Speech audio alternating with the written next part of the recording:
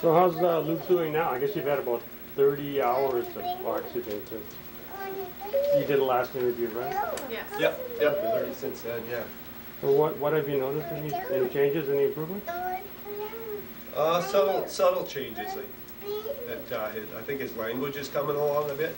He's gone from saying 2 words to we've heard a couple of 4-word sentences. Like, I need more juice. I need more juice. I need more crackers. He used to just say crackers or request or something. So definitely verbally he's improved. Yeah. Says spontaneously he'll say, you know, bye-bye, see ya, daddy, which he never said before, and that's kind of a big mouthful too. Used to be bye-bye, see ya, never added anything on there. He still has a lot of quirks. He still gets stuck on things like screws and doors. He's a little obsessive about doors and lights and screws, so that hasn't changed. And the screeching is back. He had some screeching that he was doing earlier this year, so there's a couple of things that kind of resurfaced, but overall I think he's a lot less anxious. He a little more free. He's pretty quick to take off his shoes, which he never did before without full prompting. And even would wait and wait and wait, and we'd have to keep pushing him. Now he just comes in the door, takes his shoes off, and goes up the stairs. So we're doing an interview. And he seems a lot more aware. Get some of Luke's chips. There you go. Okay, happy? He seems to interact with us a little bit more now, like he's choosing to. Like, I was working in the office the other day, and he comes and opens the door and goes, "Hi," and he's never done that before. No, right? So. never.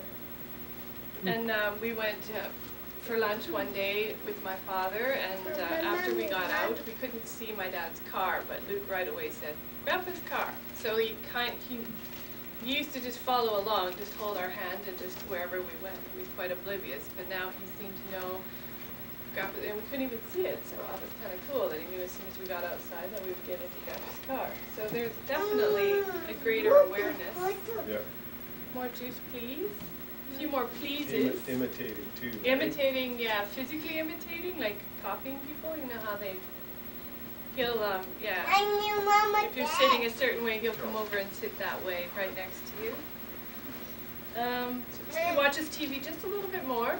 We have the cartoons on a lot for Joel. Keep him entertained. Cartoons. And so he just all of a sudden looked and pointed and said Dora one day, and we don't do a lot of Luke, come on back. teaching him all of those things. So the fact that he's recognizing some of that is pretty neat. Come sit with me for a minute. Oh God, yeah. Is there anything else, Amber?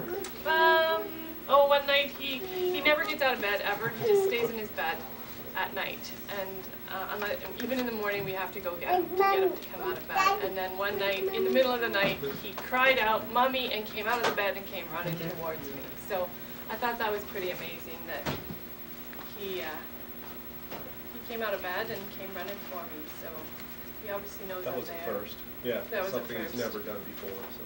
Yeah. So other than that, yeah, that's all we wrote down. So subtle, but you know, I think it's going to be more obvious to the BIs, the behavioral interventionists that work with him, and some of the people that haven't seen him for 5 weeks, and see what they do, see what they see. Okay, Report thanks. back. Yeah.